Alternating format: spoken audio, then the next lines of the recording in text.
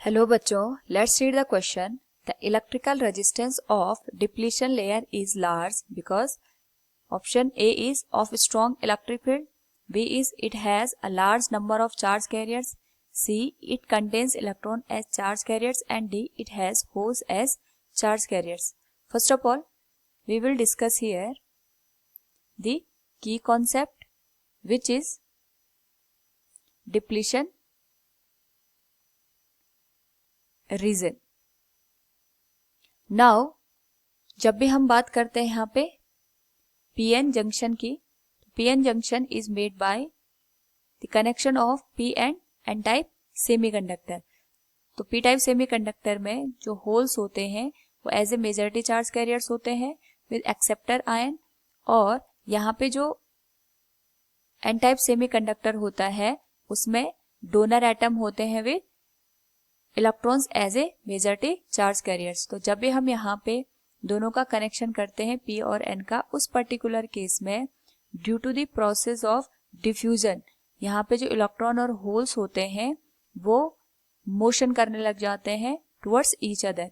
और यहाँ पे जो ये डिफ्यूजन की प्रोसेस होती है due to the difference of concentration इन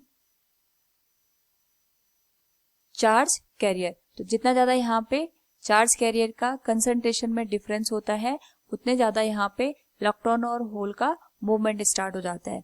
तो आफ्टर यहाँ पे जो डिफ्यूजन की प्रोसेस होती है उसके बाद जो होल्स होते हैं वो एन टाइप सेमीकंडक्टर की ओर मूव करते हैं, और जो यहाँ पे इलेक्ट्रॉन्स होते हैं वो पी टाइप सेमीकंडक्टर की ओर मूव कर जाते हैं. इस पर्टिकुलर केस में यहाँ पे जो इलेक्ट्रॉन्स और होल्स होते हैं ये एक दूसरे के साथ रिकम्बाइन हो जाते हैं, और इनमें इलेक्ट्रॉन और होल के रिकॉम्बिनेशन की वजह से यहाँ पे जो एटम होता है, चाहे वो एक्सेप्टर एटम हो चाहे वो डोनर एटम हो, वो एज ए आयन की फॉर्म में यहाँ पे रिमेनिंग रह जाते हैं. तो यहाँ पे जो पी टाइप है उसमें नेगेटिव आयंस और जो एन टाइप है उसमें पॉजिटिव आयन एक तरीके से यहाँ पे एग्जिस्ट करने लग जाते हैं.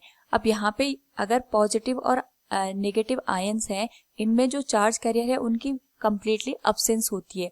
तो एक तरीके से यहाँ पे एक रीजन जनरेट हो जाता है जिसको हम कहते हैं डिप्लीशन रीजन. और इसी डिप्लीशन रीजन में जो ये आयंस है वो एग्जिस्ट करते हैं, और इन्हीं आयंस की वजह से यहाँ पे एक इलेक्ट्रिक फील्ड बनने लग जाता है जिसकी डायरेक्शन होती है from positive to negative.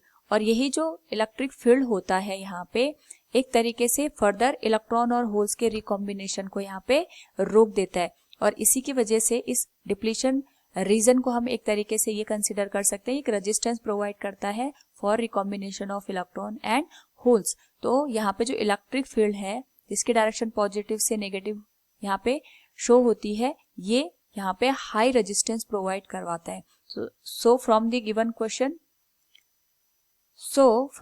question, the electrical resistance of depletion layer is large because it has a strong electric field. So option A will be the correct answer. Hope all you understood it. Thank you and best of luck.